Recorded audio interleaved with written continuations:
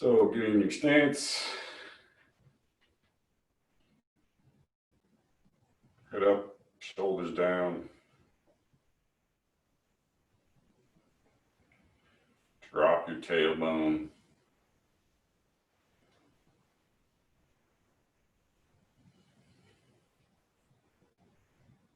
Now, do the breath as you focus on an inhale, it goes down, fills up, then it, releases, comes back up, and goes out.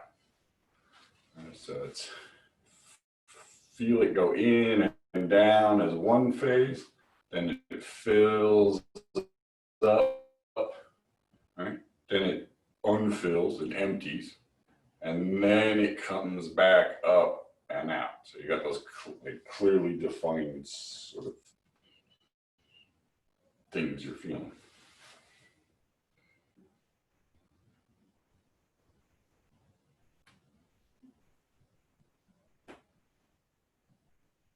You just want to be able to follow with your intent. So it's like you're not trying to force it. You don't want to move faster than you can, or like make your breath slower or, move your mind too quickly. So the thing you got to do is figure out sort of how quickly you can track that thing with your mind, right?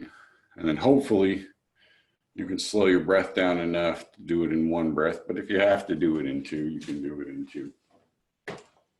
Right? Then it would just be you inhale part of the way, right? You kind of exhale, then you inhale down to the belly on the next breath. Then you fill it up. Then you come back up to here, breathe in again, breathe out again. Right? So you can divide it up if you have to, but ideally it's in, fill up, exhale, and out.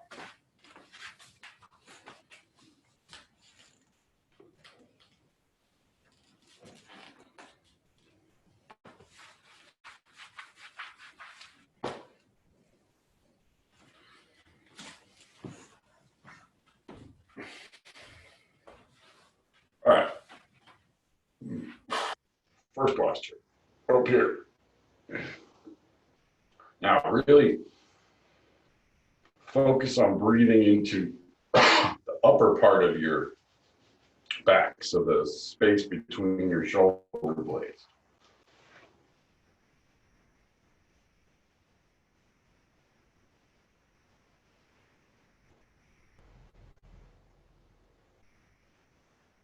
Now you don't want to puff up your chest. Your chest doesn't move, but the space between your shoulder blades, you can feel that move.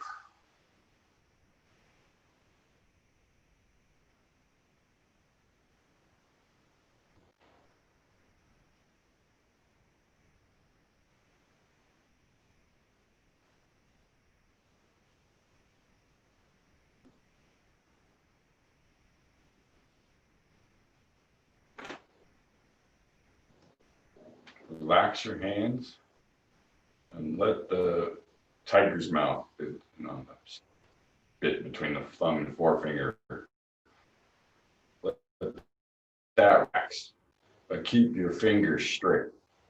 So don't let your fingers collapse, but try to let the space in your palm and in the tiger's mouth soften.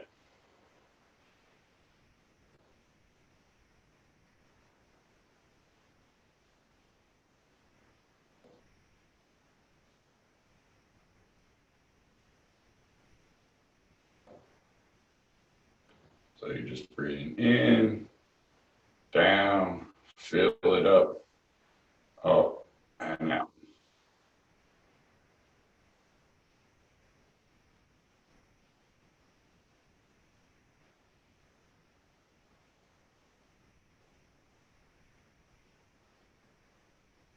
But as you fill it up now. Let the like upper part of your back fill it.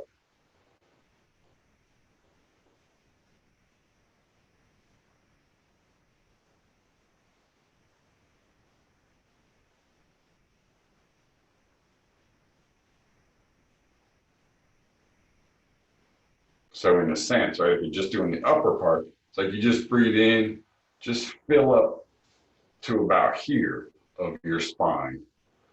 Still fill up your, you still breathe into your belly more, but just in terms of your intent, you're focused on the sort of feel it expand and then go up and out again.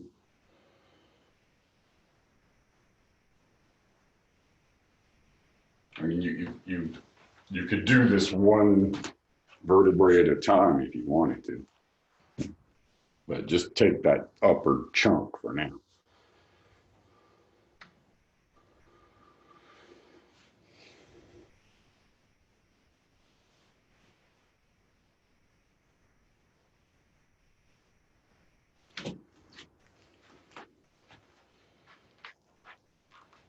This is what I was saying last time about it. It's divided into three parts. You got an upper bit, a middle bit, and a lower bit.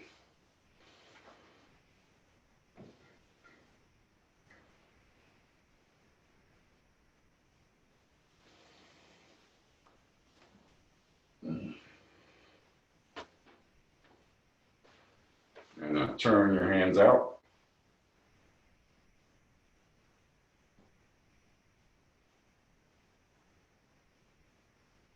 Still focus on that same height, but see if you can feel the inside of the shoulder.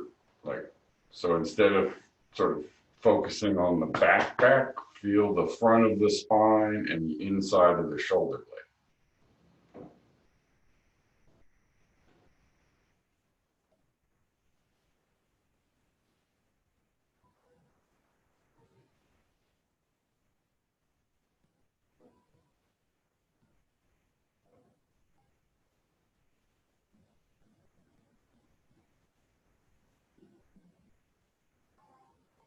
Just breathing into your upper spine,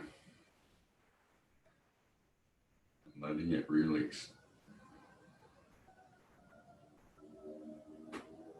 Still fill up your belly, but again, keep it's like you're still physically with your breath going in, down, fill it up, out, that whole thing. But the majority of your conscious mind, your intent, as they call it, is on that area. So, percentage wise, it's like maybe,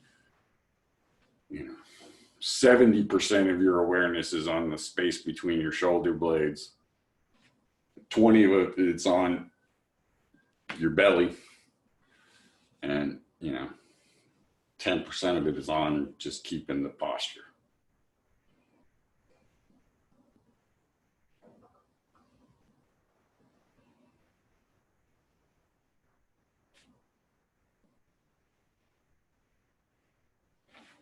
Now also feel the sternum in that area. Sort of the not the front of it, like you're pushing it out, but the inside of it, right? Side facing your spine.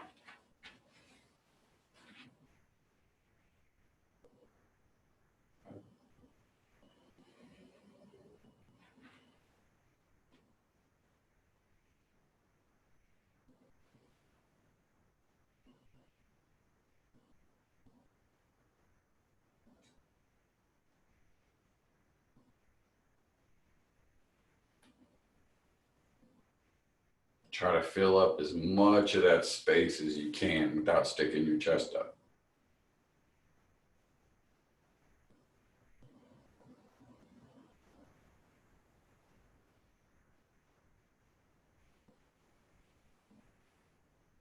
It's like you're seeking empty spaces, right? So as you breathe in anywhere that feels weird or that you don't have a really solid awareness of, or if there's pain, especially if there's pain. But just almost like a hand sitting on your chest, start to feel something kind of penetrating into your chest. So you're not pushing it out, you're not collapsing, but there's a sense of something coming in and down your chest. And, you know, only to about here.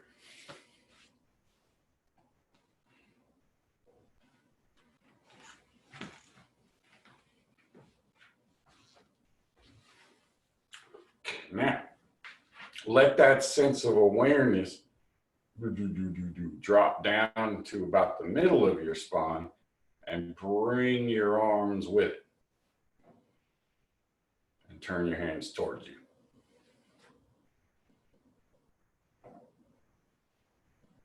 Now, this is where you have the maximum amount of, you know, physical lung tissue you can use to move stuff, because you're right in the center of the whole thing. So the gate is in the center of your lung, right? So that's something. But more, it's the sense of there's the space inside the lungs, the tissue of the lung on the, you know, that's on the inside, and then the outside of the lung. So first, you just have the sense of, okay, I can feel the bag, right, of the lung pressing against my ribs. You can feel it pressing against, you know, your ribs in the back and your spine a little bit, pressing on your organs, your liver and your spleen, a little bit on your kidneys, but that's more the lower part. Definitely, you know, heart, although that's more the upper part. But just feel the, you know, the physicality of it.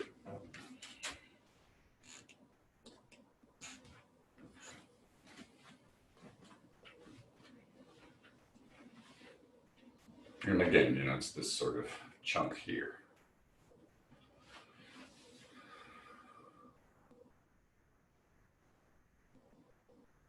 So now let that sense of your breath coming in and down go a little further. So it fills up that middle area.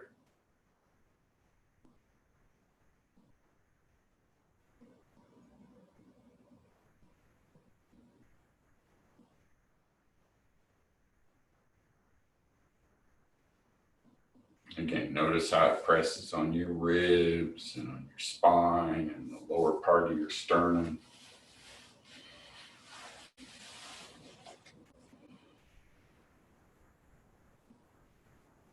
Now feel the actual tissue, if you can, the lung itself.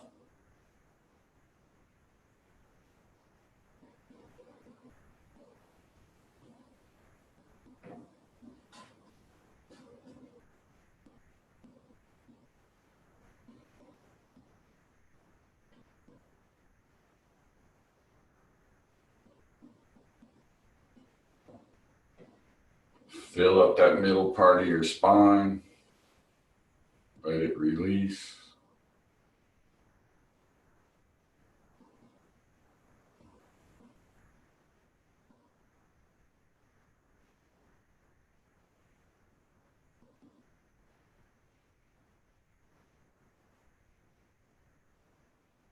And again, the physical shape of what you're doing hasn't changed. The only thing that's changed is where your attention is, right? You're not doing anything, you're not puffing anything up or wiggling anything or doing anything different, you know, in terms of your belly breathing. That's the same. It's just your mind is now kind of traveling through your, as they would call it, the middle burner, to like find any place in it where there's a lack of cohesion.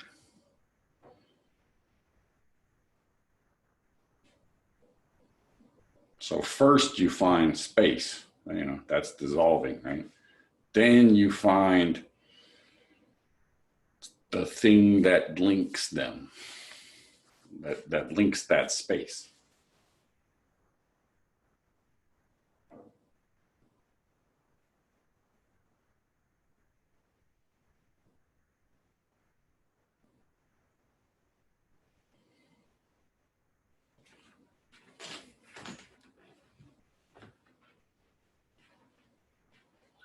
Turn your hands out.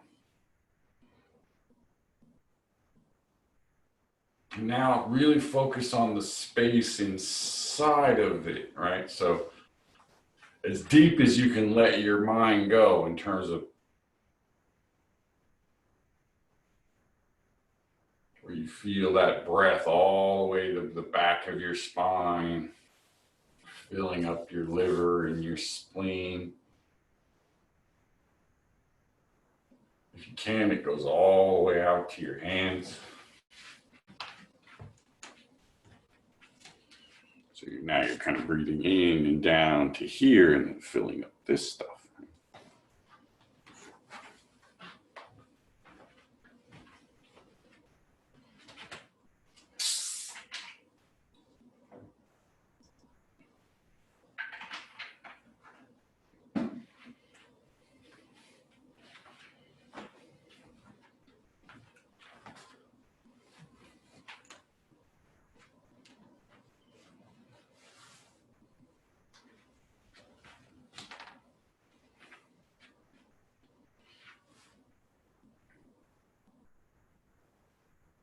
And let that thing in your palm relax again. So every so often, you just kind of check to make sure you're not, tensing up your hands.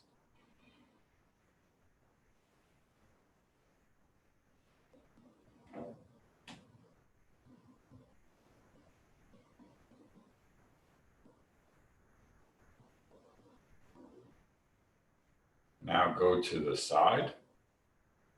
So you're same height basically, about the height of your liver, but your palms are flat out to the side or slightly tilted.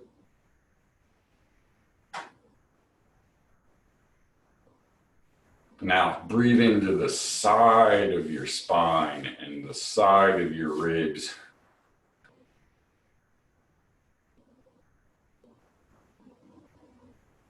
So the armpit to the midriff.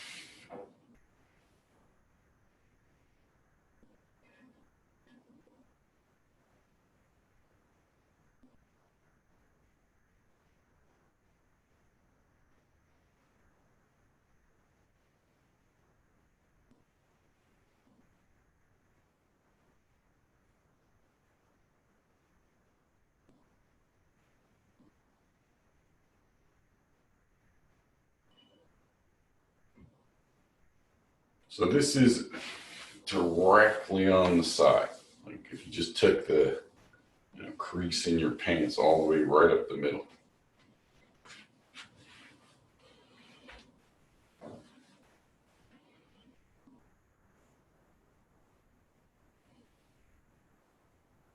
So you can have the sense almost that it's like everything's dropping from your hip to your shoulder, your shoulder to your hip. And as it's doing that, it sort of fills up, gets some space, and then drains down into it. And it fills up. So there's no space on the side of your body, especially between your ribs, that you can't get at least a little bit of breath in there. Even if it's, not necessarily the most comfortable thing.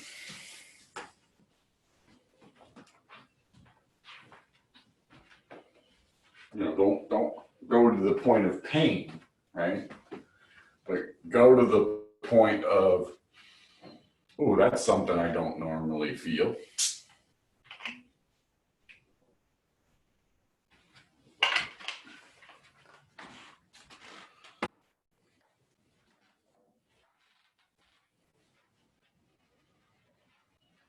And turn your palms out a little bit. So this one is here. It's like the 45, right? So it's not the direct side. It's this sort of, if you were to go in at this sort of on the side of your body at a 45-degree angle.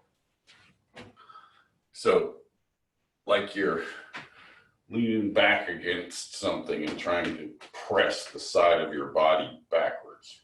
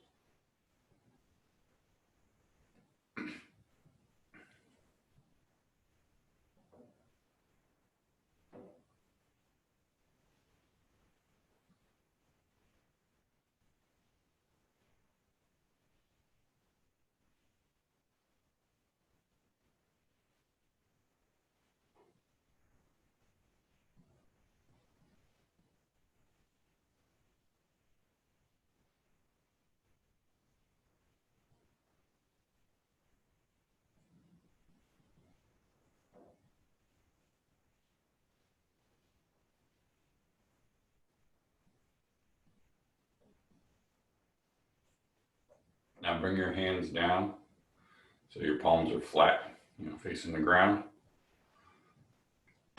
Now breathe into the lower part. So that's basically what we started with. Breathing in, going all the way down, filling up the lower belly, the belly and the lower back and the sides, and letting it go and then coming back out.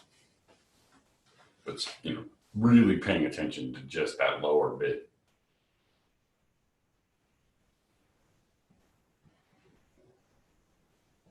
Put your tailbone, so don't let your body drop. Don't let your knees bend, but let your tailbone drop a little bit. And open the back of your knee as you drop your tailbone.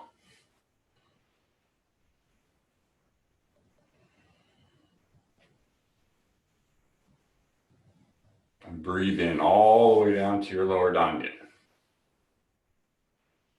And especially in the back, feel the mingmen, which is the same height as your lower dantian.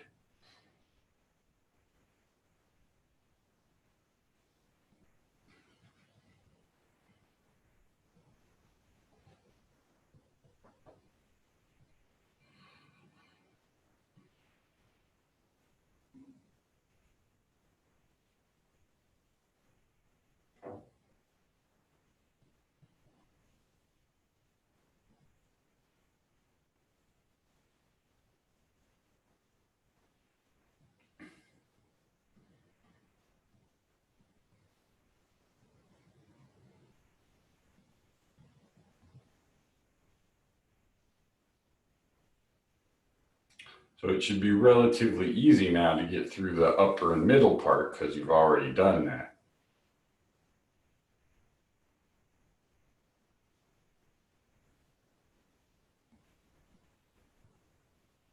Again, you're following it in, down, filling up. Then exhale, it releases, comes back up and out.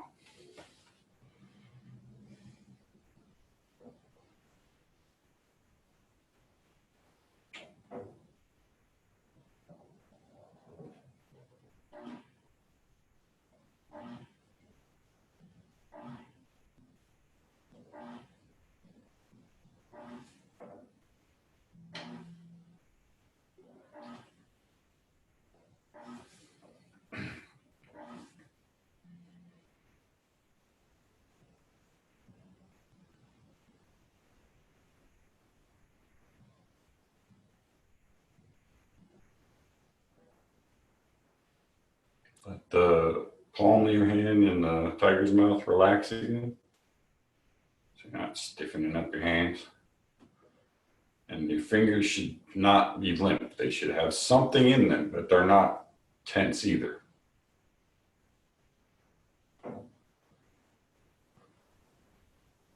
So put a little tiny stretch in your fingers so you feel the tip of your finger.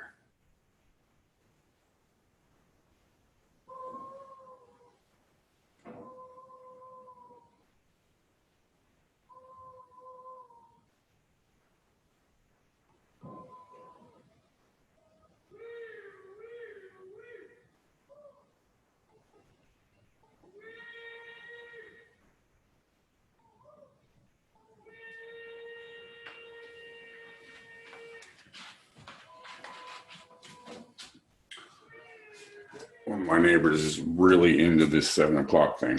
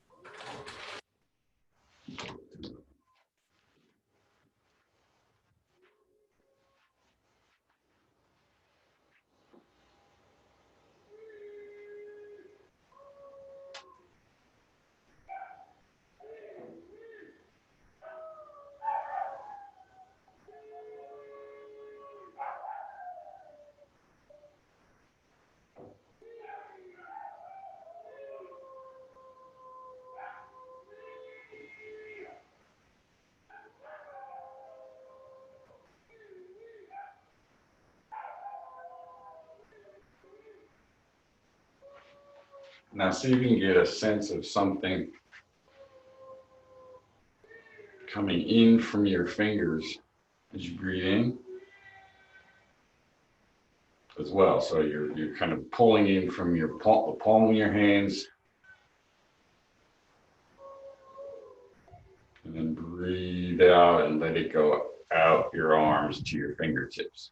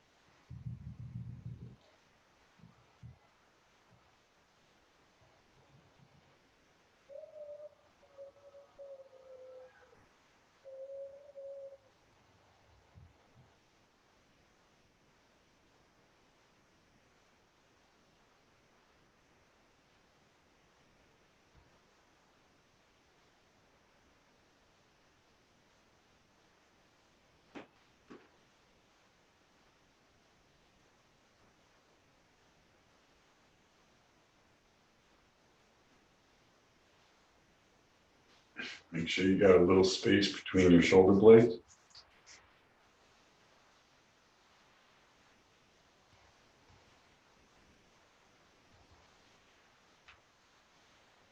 Bring your hands so they're facing your belly, facing your lower dantian.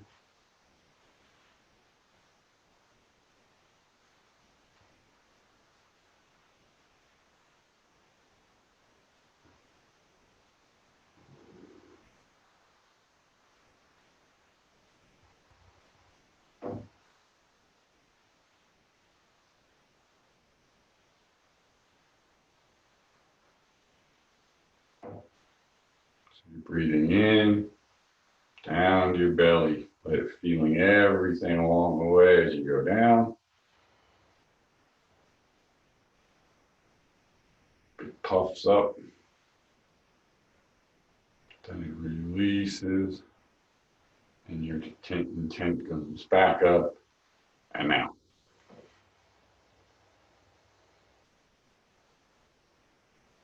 Start by going out maybe, a foot or two.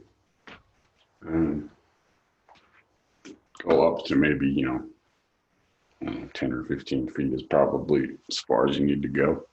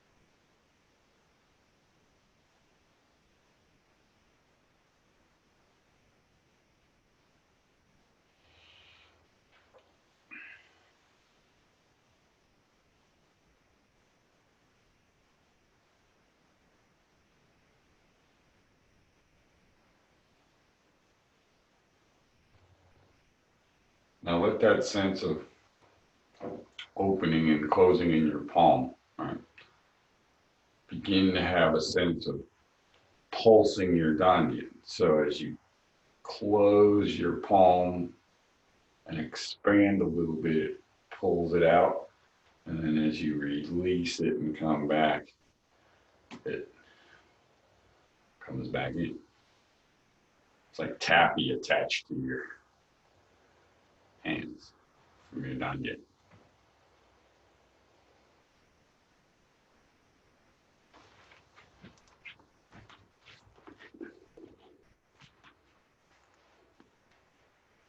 So you close, pull into your dantian, and then open and release it.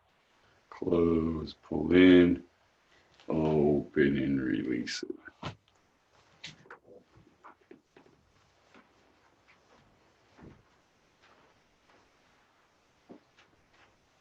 So let's think of that.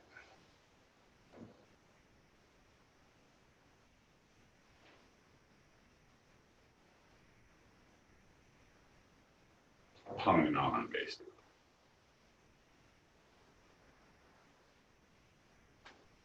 So it fills up, drops. Fills up, drops.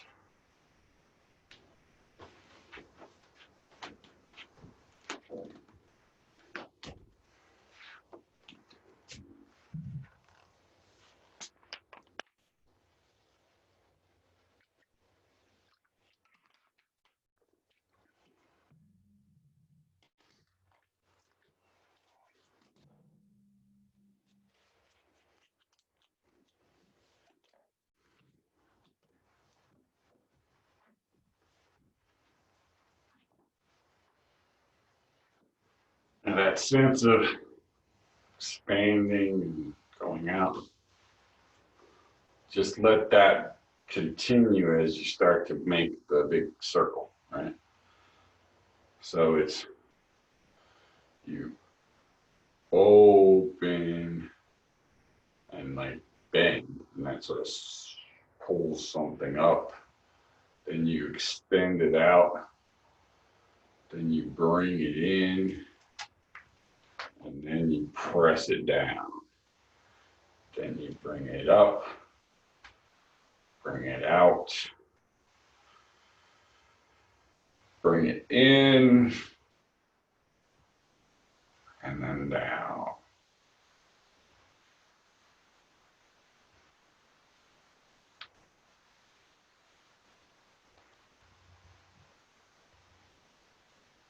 Now, as you go up and down with your arms,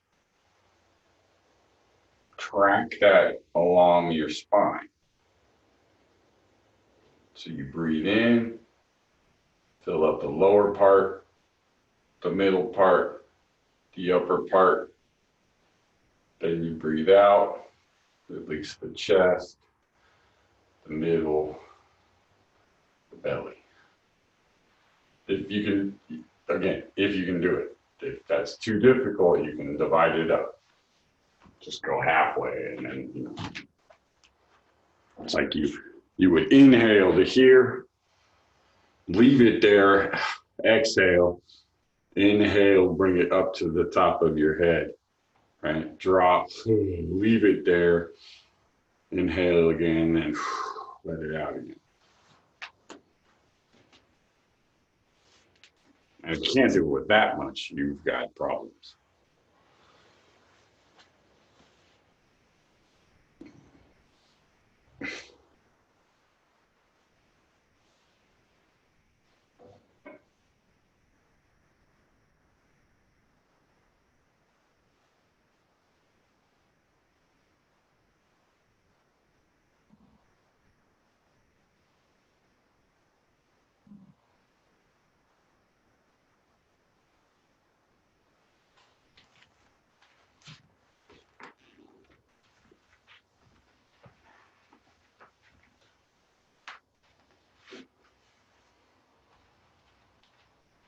Now, just let it come down.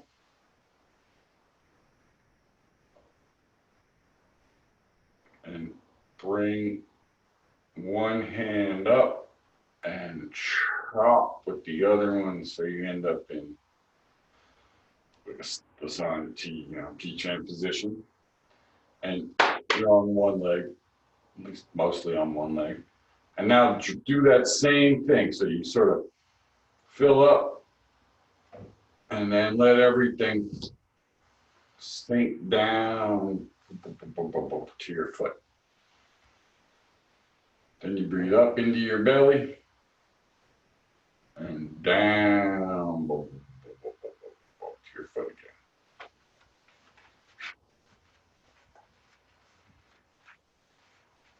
So you're going fairly slow, so you can get, you got two things. Preferred is go slow, but if you go faster, then what it is you stop, drop it down to the bottom. Breathe in, boom, drop it to the bottom. Let's start with the slow one, just so you can really get in there, feeling every little bit of your self just kind of mushing down into the ground.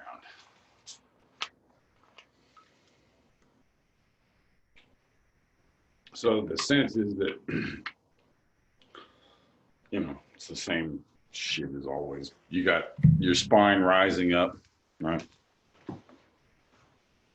Yeah.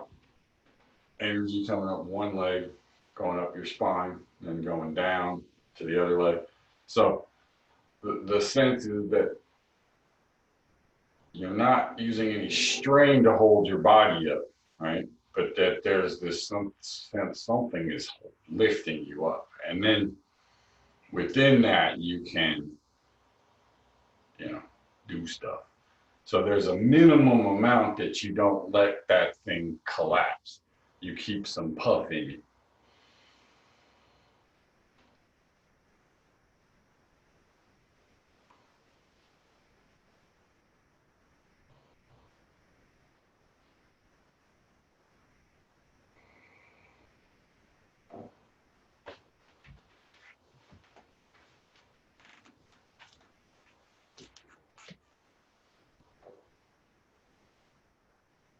So this is really the last couple seconds or whatever of your chop, right?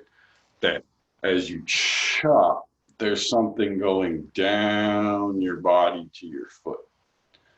So what you're doing here is you're just sort of elongating that thing so that it, you know, it's more emphasized. So you get this sense of really dropping everything down into your legs, and then it comes up again, and you drop it down the other side.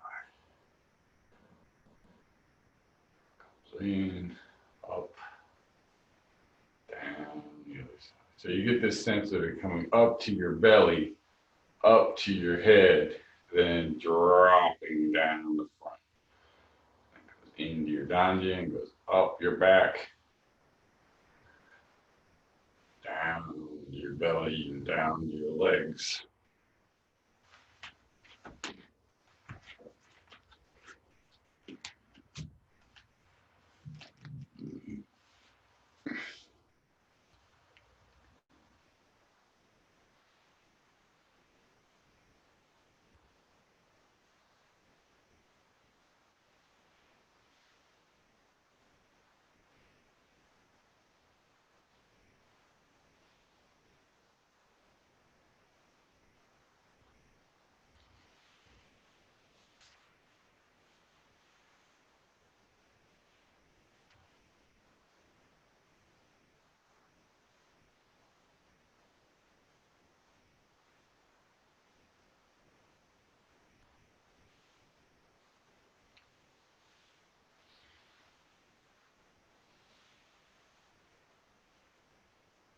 So again, you're just sort of tracking where your hands are is roughly about where your intent is, and then it, so it follows.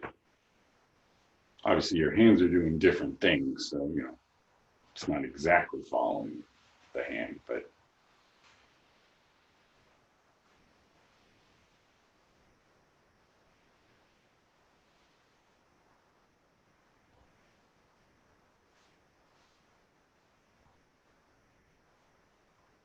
And the main part you really want to focus on is from this middle position, right? That as you start to come down, so your arms are basically crossed up here, right? As you come down, it's like there's that one is going slightly more down and one is going slightly more forward, but they both have the sense of sinking, right? So one is ongoing this way, one is ongoing this way. But they both are that sense of dropping.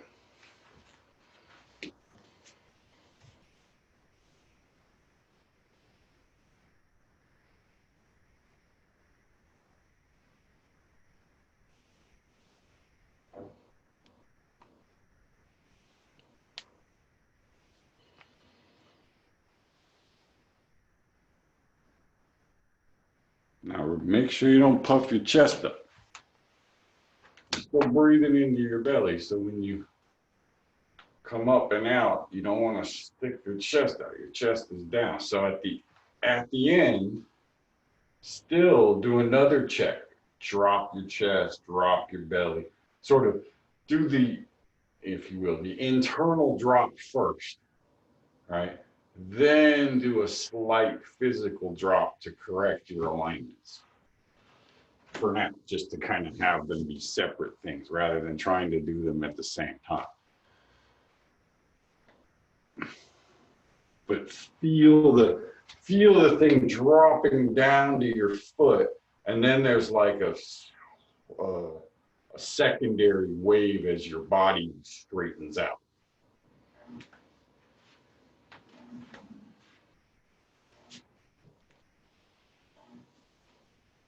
It's the bend and tuck kind of also.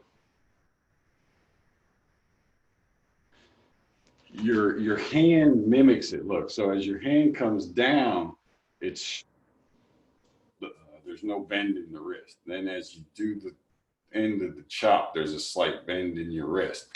So no bend, right? As it's coming down, that bending is the dropping.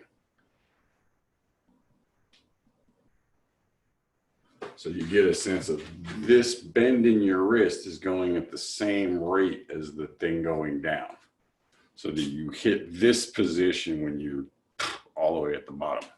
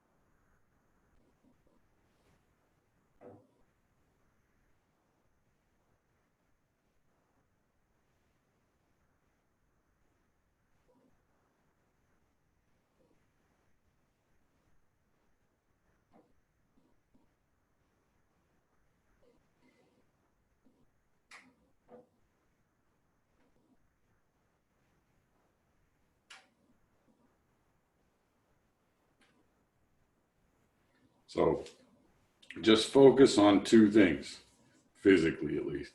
Head up, head up, tailbone down, so that the vertical thing, and then the wrapping and dropping of your chest, so that you have this sense that you're not sticking things out like this, but that there's a dropping and wrapping, and that doesn't go away no matter what your arms, right? So that as you move this thing, your belly and your chest don't really do any kind of up and down. There's no wave in your body. So if you notice yourself lifting your sternum or leaning your shoulders back or leaning to the side, none of that. It's all in your belly and in your hips, right? That's what's moving, not, this is moving, this is not.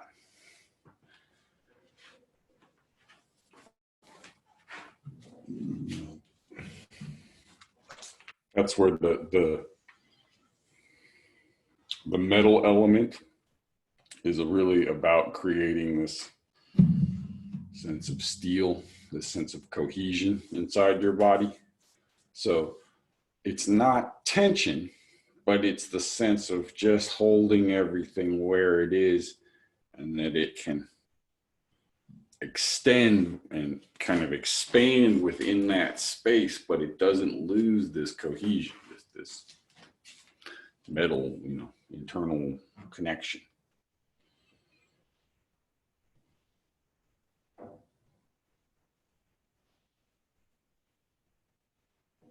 Focus on your elbows a little more than your hands. Even though your hand is moving first, right? Feel it in your elbows coming, like, so your elbow is moving your hand rather than your hand moving your elbow. So when you want to bring your hand up from here, you don't lift your fist, you drop your elbow. And you drop the other elbow. And then you stretch out your back, but you don't straighten your elbows. And then everything, look, drops. That's the belly. That's the feet. And then if you go all the way, it comes back up into your head. So there's 3 stages. There's belly, feet, up to your head.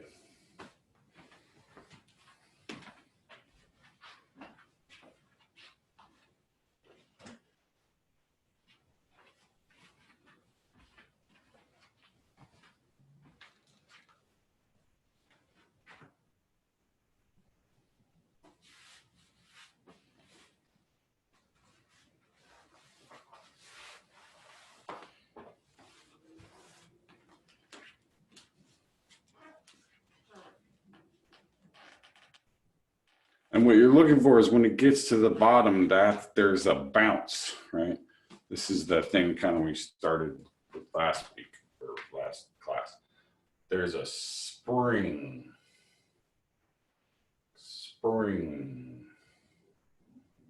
So when it hits the bottom, it doesn't just land and go dead. It hits this sort of squishy thing in your foot and it bounces back up, right? And that's when you're doing this to pull it up, right? And then so it pulls up,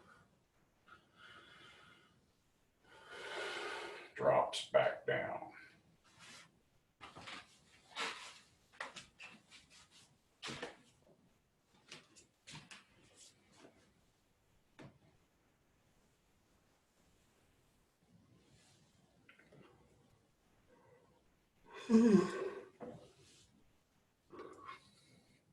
So don't go fast. Don't change your physical speed much, but have the sense of feeling that thing coming up your back fairly like let's say twice as fast as it's going to come back down, so that you sort of, again, you elongate the sense of it dropping and sinking, and you kind of just let it come up however fast it wants to come up. So don't pull it up faster than it wants to come up. Don't try to stop it from coming up either. There's a certain speed that thing's going to want to come out, right? This is it's the internal speed of your nervous system, basically. So if you're trying, what you're trying to do is learn how to move quickly without revving up your insides. And so you start by just everything is, nothing's being revved up, right? And then slowly, bit by bit, you rev up the internal part, but the external part doesn't doesn't tense up. So that you can open and close faster, you can drop and lift faster, but so what you're doing here is you're getting that sense of, since the dropping is the more important part, right? You're letting the thing come up at its natural pace, and then you slowly drop it down all the way to your feet. Right, so you kind of sink it.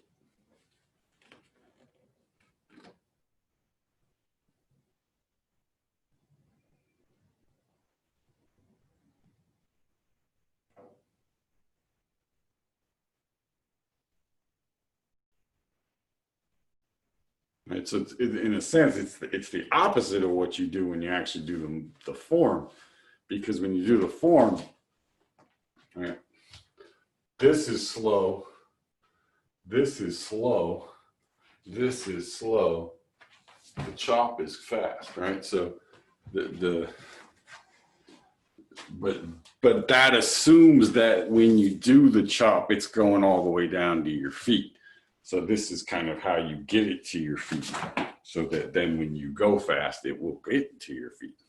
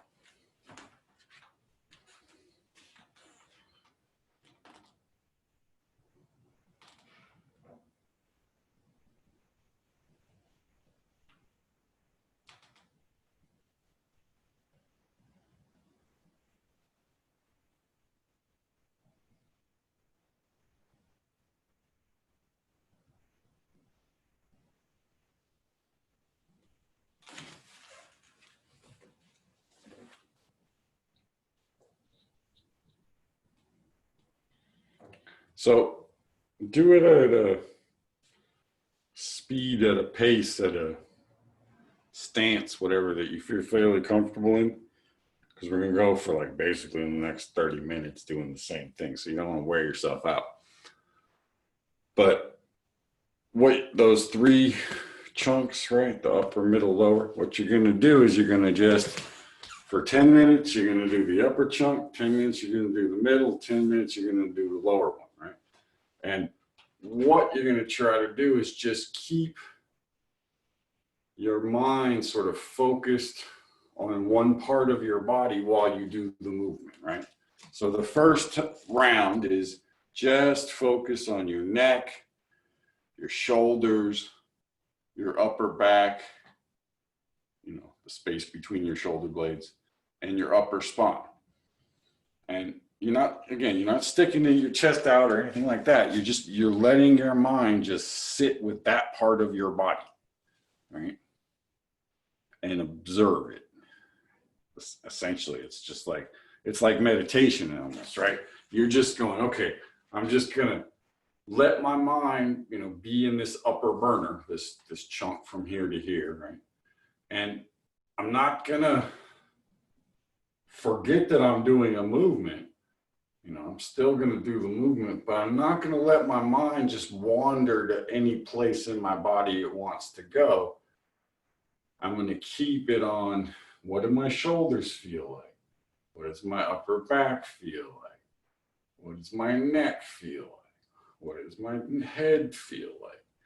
And you just, you know, you want to keep the alignment and everything, but your focus is just on that upper part.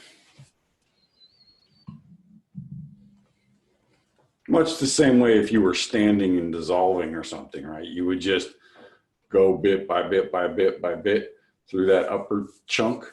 That's what you're essentially doing, you know. Just take, you know, 10 slices from your throat notch to your middle of your sternum, right? And then spend a minute on each slice.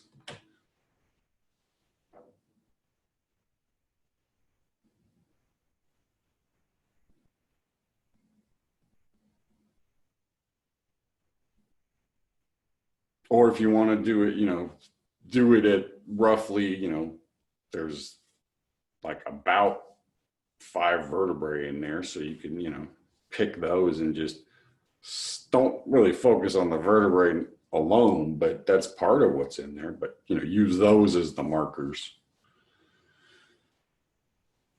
That works too.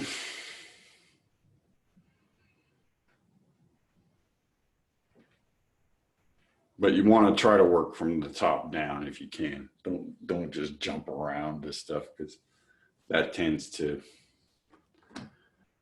you know, you just miss things. It's like if you're painting, you know, it's like if you just paint different parts of the wall, you know, instead of going from one side to the other, you're going to miss stuff.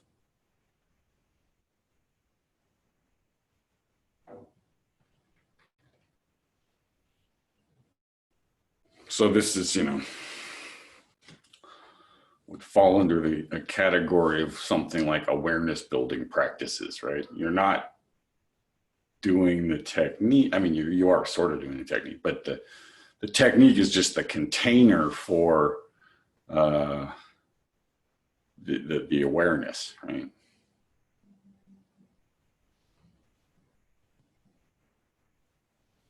And the form, in a sense, just, I guess, amplifies what's happening inside the container.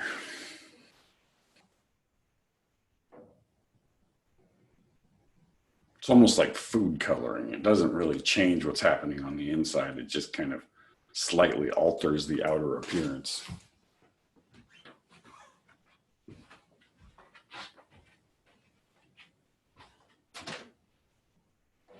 You know, that's the thing with internal martial arts, that, you know, they're internal. So the what you're doing on the inside should be shaping how the form moves, right? That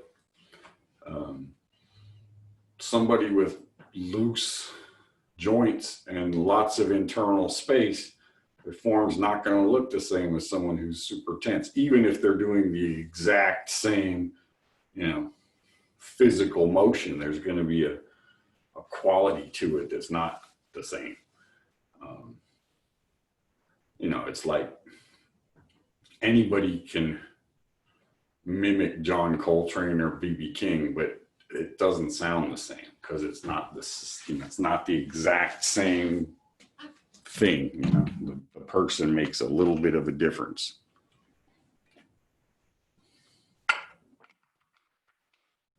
But Bruce would always say the container can shift, right? But the essence of what's inside the container, i.e. the 16-part Neigong, doesn't really change. You know, it emphasizes different things, right? But it's essentially the same pieces.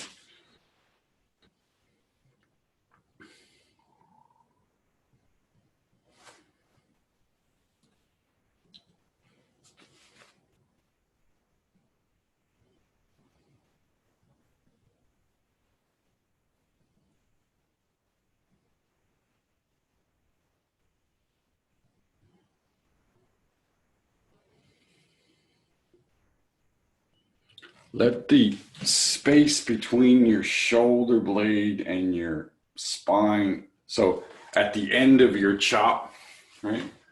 Don't straighten your arm, but let the shoulder blade open a little bit. And then you let everything drop down. So you create a little bit of space, right? This side. You create a little bit of space that then you feel it sort of, as you create it, as you open it up, it fills up, and then you let that drop. In this case, only to about here, but still you're filling it up and then you're letting it drop. Okay, now you're gonna go, so you still have to go through this part, right? You can go through it quicker, but you go from, so if I'm here, I'm at my throat notch, and now I'm gonna bring that thing all the way down to the middle dantian, solar plexus. Right? And then once I finish the chop, right, and I start to bring my hands down, then it goes the rest of the way. But the chop part is just to here. And then I'm going to bring it down to my feet, up my back, up to the top of my head. And then I'm going to let the other one drop down to here. So you're just limiting how far the yo-yo string goes down.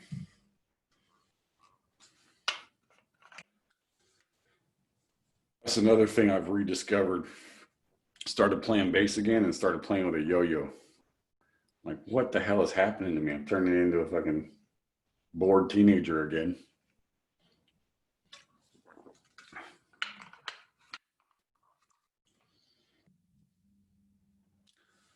But I built a pretty sweet bass, I gotta say. I was pretty impressed with myself. I mean, it was from a kid, but still, it was pretty fucking cool. Made myself a Fender Jazz bass for less than $300. I'm pretty stoked.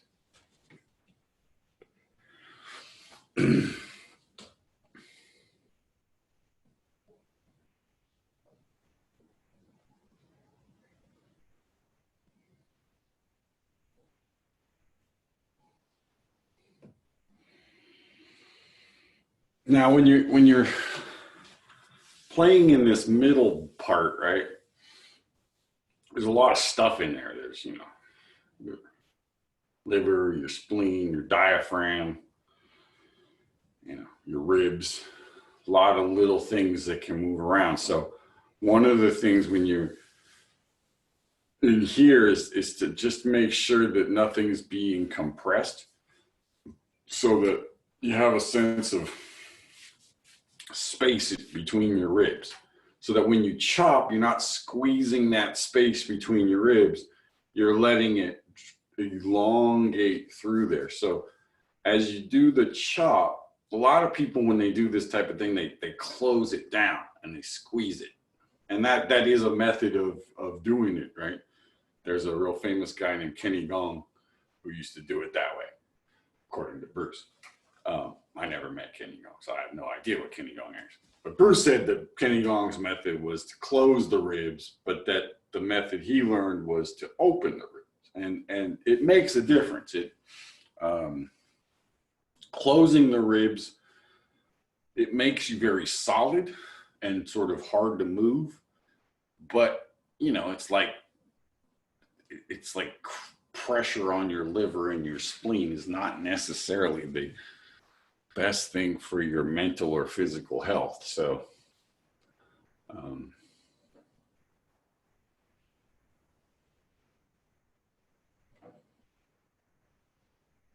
you know, I always kind of go to that thing that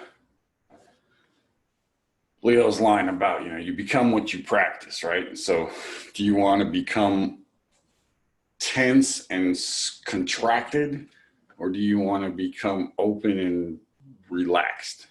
And, you know, there, like I said, there is a method of Xingy that leans towards being harder, being more, you know, clenched, if you will, more external. And then there's a method of Xingy that's a little softer, a little more internal based. And, you know, so it just has to do with what you're trying to develop.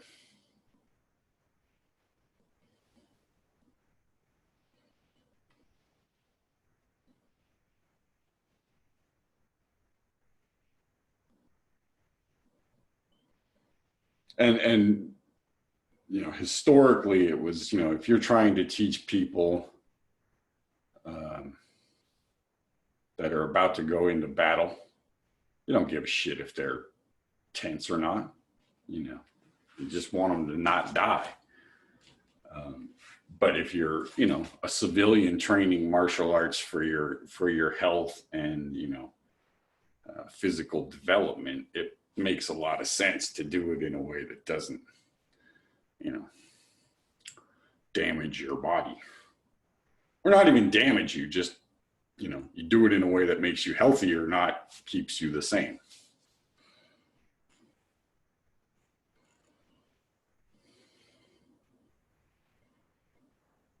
So that, you know, the goal of internal martial arts is that, you know, one, you can practice longer that way because you're not tiring your muscles and, you know, and tendons in the same way.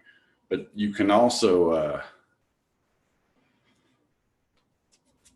like continue to practice it longer, and, you know, as you get older, you don't lose the ability to relax. You know, you lose the ability to tense up for long periods of time. Your body can't take the same kind of pressure, but it can still relax. And so, you know, so this opening and stretching, it's not that you're like limp, you know, you're still very much intact, but there's a stretch and a relaxation that goes on with it. So, you know, I think I said this last time, but, you know, Tai Chi is you relax first and then you stretch.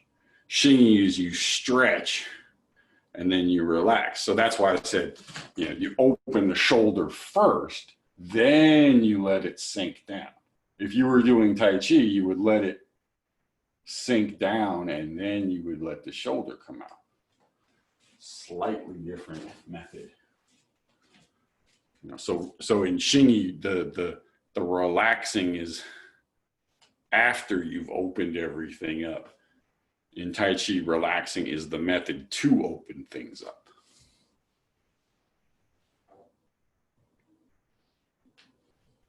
Yin and yang.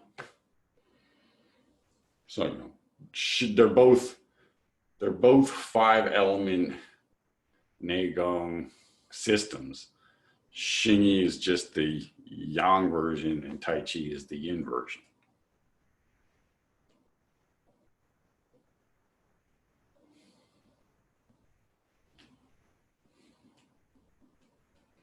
Make sure when you finish the chop, your hand is in front of, it can be a little lower, a little higher. That's not really the issue, but that it's directly on your center line, that it's not like over here or over here. So one little test you can do is close your eyes, chop, and just open your eyes and see if your hand is in front of your face. If it's not, right, then like, so if I close my eyes and I go like this, that wasn't in front of my face. If I close my eyes and I go like this, it's like that's in front of my face. And you want to get it so that you don't have to look at your hand to know that it's in front of your face. I should say on your center line, because not necessarily in front of your face. So even though your body is turning slightly, right, your hand still lands in front of your face.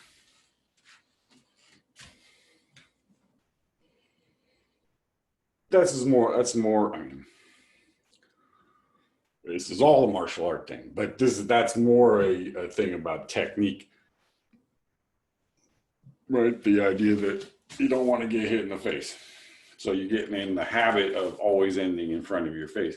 But it also does a little bit of the wrapping, because the closer your hands get to your center line, the more you have to open up your shoulder blades. And then this bit, where you go from the fingers to edge and then the palm, right, the quote unquote, the chop, that part, it's like here, and we're only to the middle. So your hand should only be going at this point to about a 45-degree angle, because it's not going all the way down to your belly. It's only going to there. So it's like the first one is this, second one is this, third one is this.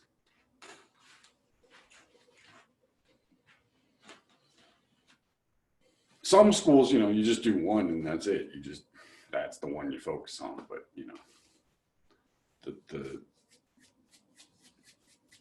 I guess you call it the Xingy school, the Xingyi school. It has that, which guessing, not 100% sure, but I'm pretty sure that's from the influence of Bagua on it.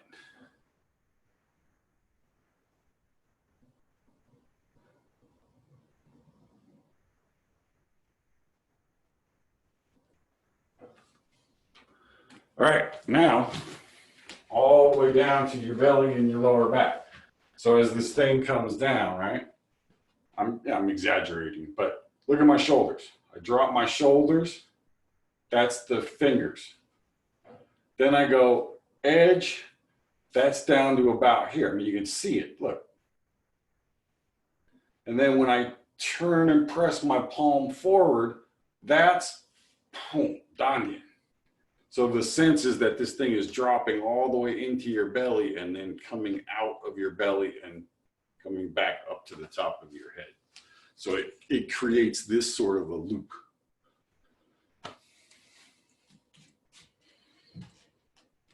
For what it's worth, the 45-degree one, this is more about your physical body kind of strength, getting your body to be really strong and to project power. This one is about beginning the process of softening your mind, letting your intent get to the point where it's, this is the wajing, or hidden power, basically. This idea that you don't have to express the to get the power out. It's just there. Right? That the physical body is not really even necessary to do the internal stuff at that point. And it's like quieter. It's like Bruce would always describe it. It's like, this was maybe a dated reference, but it's the stealth bomber. It's undetectable by the other guy's radar, and yet when it gets there, it has full power. The first two stages are the power is very obvious and very deliberate, which is, that's about opening up your body and making it strong. The second stage is about, it's still opening and stretching and doing all that stuff, but it becomes more relaxed. And so that's kind of the stage that you guys should, work for at this point. Is physical body is stable and open, and the internal stuff is as close to being in connection with that, or whatever, in harmony with that as you can get it, right? So the E and the Xing become one thing. The third phase is about when you go into what Bruce would call the mind stream, the thing behind the thoughts, the constant unbroken part of your mind that is, what you use in meditation or stuff like that. But here you just be using it to have the ability to not gap out and see the other person's, flaws in their structure. Xingy uses that stuff, but it only uses it to the point of, hurting someone. It's not going to the point of like, spiritual development or anything. I mean, you could use Santi as a container for it, but it's fucking a hell of a hard ass container,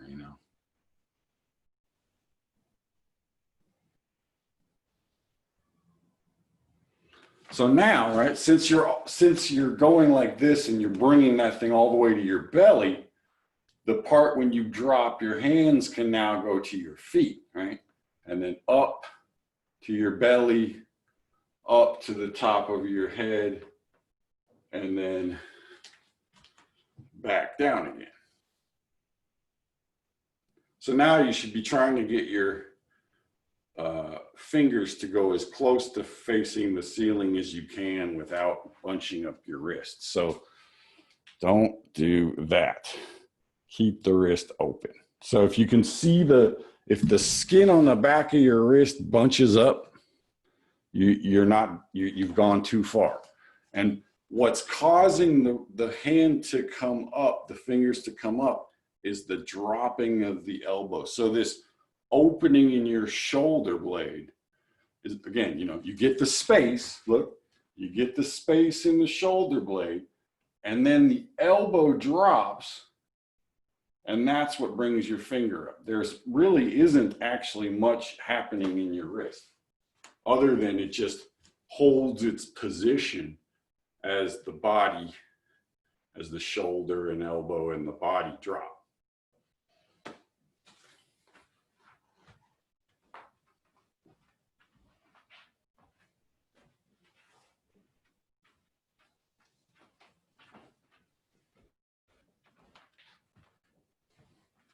And in a sense, that would be the point that you would be stepping. Right? When that thing hits the bottom, when it hits your feet, boom, that's when you step. So if you're not stepping, so what it's going to do is it's just going to bounce back up to the top, right? Or up to your legs. So it bounces up your legs, then you go up your spine and down again. So that piece, I don't fucking remember when we did it, but I know we did it at some point, that as you finish the chop, there's a closing in your hip and an open, right? So that little bounce kind of catches that thing so it doesn't, collapse your leg or hurt your knee or anything like that. So that was just a long way of saying, basically, you have to close your quoi, right? And then open it.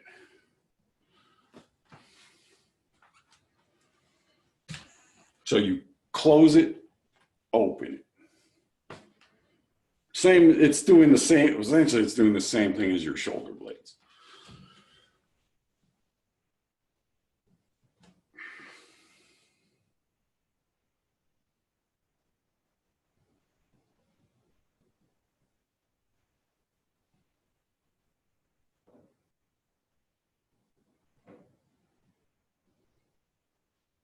So it's like a shock absorber, right? At the moment that you would hit something, your quoi has to be absorbing the shock and then releasing it, right?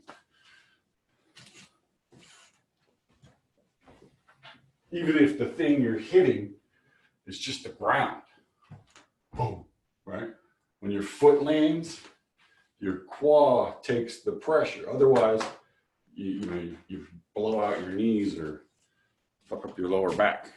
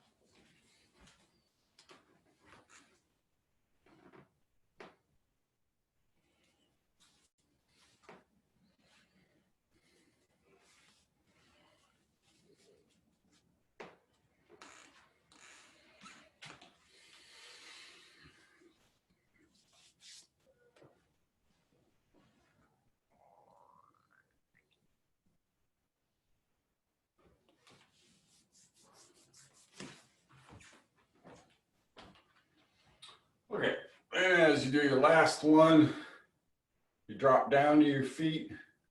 This brings it back to your belly.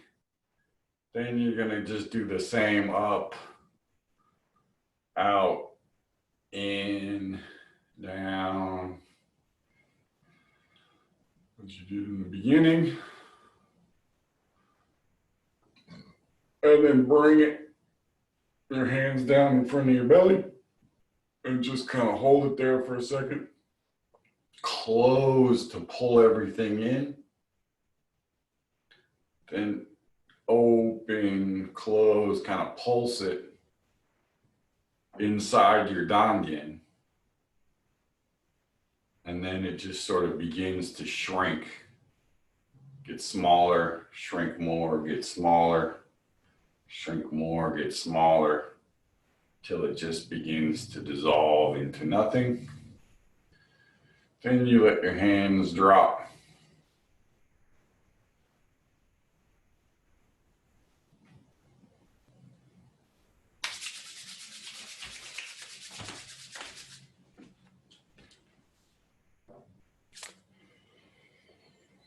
All right.